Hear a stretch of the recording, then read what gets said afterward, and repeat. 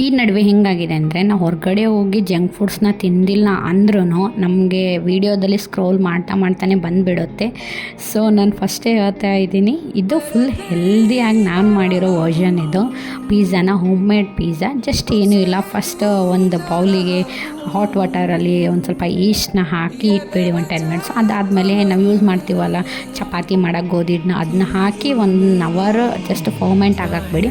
ಅದಾದಮೇಲೆ ಇದರಲ್ಲಿ ಒಂದು 2 ಮೆಂಬರ್ಸ್ ಮಾಡ್ಬೋದು. ನೆಕ್ಸ್ಟ್ ನಾನು ಈಸಿಯಾಗಿ ಮನೆಯಲ್ಲೇ ಪಿಜ್ಜಾ ಸಾಸ್ನ ಮಾಡ್ತಾಯಿದ್ದೀನಿ. ಫಸ್ಟ್ ಕೆಚಪ್ಪು, ಆರಿಗ್ಯಾನೋ, ಒಂದು ಸ್ವಲ್ಪ ಗಾರ್ಲಿಕ್ ಪೇಸ್ಟು, ಮತ್ತು ಅದಕ್ಕೆ ಬೇಕಾಗಿರೋ ರುಚಿಗೆ ತಕ್ಕಷ್ಟು ಉಪ್ಪು, ಖಾರ. ನನಗೆ ಸ್ಪೈಸಿ ಅಂದರೆ ತುಂಬ ಇಷ್ಟ, ಅದಕ್ಕೆ ಒಂದು ಸ್ವಲ್ಪ ಖಾರನ ಜಾಸ್ತಿನೇ ಹಾಕ್ಬಿಟ್ಟಿದ್ದೆ ನಾನು. ಮತ್ತು ನಿಮ್ಗೇನಾದರೂ ಚಟ್ಪಟ ಆಗಬೇಕು ಅಂದರೆ ಮ್ಯಾಗಿ ಮಸಾಲೆ ಇದ್ದರೆ ಅದನ್ನೂ ಆ್ಯಡ್ ಮಾಡ್ಬೋದು. ನನ್ನ ಕಡೆ ಒಂದು ಸ್ವಲ್ಪ ಮಾವಿನಕಾಯಿ ಉಪ್ಪಿನಕಾಯಿ ಥರ ಮಾಡಿದ್ದೆ, ನಾನು ಅದನ್ನೂ ಆ್ಯಡ್ ಮಾಡಿದೆ. ವಿಯರ್ಡ್ ಟೇಸ್ಟ್ ಏನು ಬರೋಲ್ಲ, ತುಂಬ ಸಖತ್ತಾಗಿ ಬಂದಿತ್ತು. ಇಲ್ಲ ಅಂದರೆ ಪಿಜ್ಜಾ ಪಾಸ್ತಾ ಸಾಸ್ ಇದ್ದರೆ ಅದನ್ನೂ ಟ್ರೈ ಮಾಡ್ಬೋದು.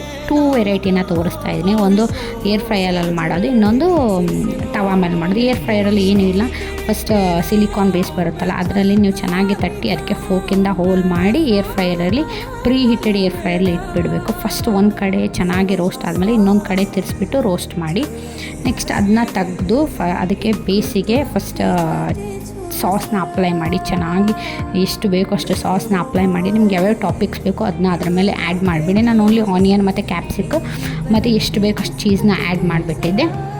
ನೆಕ್ಸ್ಟ್ನ ಒಂದು ಪ್ಲೇಟಲ್ಲಿ ಹಾಕ್ಕೊಂಡು ಅದನ್ನ ಟ್ರಾನ್ಸ್ಫರ್ ಮಾಡಿಬಿಡಿ. ಇಲ್ಲಿ ಏರ್ ಫ್ರೈಯರ್ಗೆ ಏರ್ ಫ್ರೈಯರ್ನ ಪ್ರೀ ಹೀಟ್ ಮಾಡಿರಬೇಕು. 180 degree with 5 minutes preheat ಮಾಡಿ, ನೆಕ್ಸ್ಟ್ 180 ಡಿಗ್ರಿಯಲ್ಲಿ ಒಂದು 10 ಮಿನಿಟ್ಸ್ ನೀವು ಮಾಡಿದರೆ ಕ್ರಿಸ್ಪಿಯಾಗಿರೋ ಪಿಜ್ಜಾ ರೆಡಿ ಆಗುತ್ತೆ.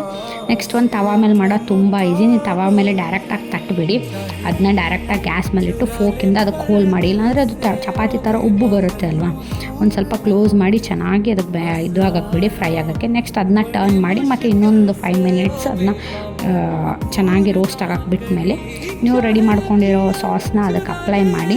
ನೆಕ್ಸ್ಟ್ ಯಾವ ಟಾಪಿಕ್ಸ್ ಬೇಕೋ ಟಾಪಿಂಗ್ಸ್ ಅದ್ರ ಮೇಲೆ ಆ್ಯಡ್ ಮಾಡಿಬಿಡಿ. ನಾನು ಚೆನ್ನಾಗಿ ಆನಿಯನು, ಚೀಸು ಎಲ್ಲನೂ ಆ್ಯಡ್ ಮಾಡಿಬಿಟ್ಟಿದ್ದೆ.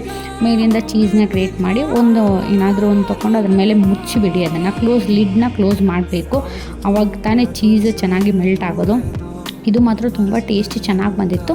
ಬಟ್ ಕಂಪೇರ್ ಟು ಇದು ಏರ್ ಫ್ರೈಯರಲ್ಲಿ ಬಂದಿರೋ ಪಿಜ್ಜಾ ಮಾತ್ರ ಸಖತ್ತಾಗಿತ್ತು. 2 ಪಿಜ್ಜಾ ನಮ್ಮ ಹಸ್ಬೆಂಡ್ಗೆ ತುಂಬ ಇಷ್ಟ ಆಯಿತು.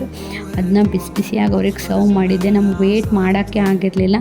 ಈ ಥರ ಪಿಜ್ಜಾ ತಿನ್ನೋಕ್ಕೆ ಹೊರಗಡೆನೇ ಯಾಕೆ ಹೋಗ್ಬೇಕು, ಮನೇಲಿ ಎಷ್ಟು ಈಸಿಯಾಗಿ ಮಾಡ್ಬೋದು ಗೊತ್ತಾ. ಇಷ್ಟಿಲ್ಲ ಅಂದರೂ ಚಪಾತಿ ಹಿಟ್ಟಿಂದನೂ ಮಾಡ್ಬೋದು. Just try once, okay.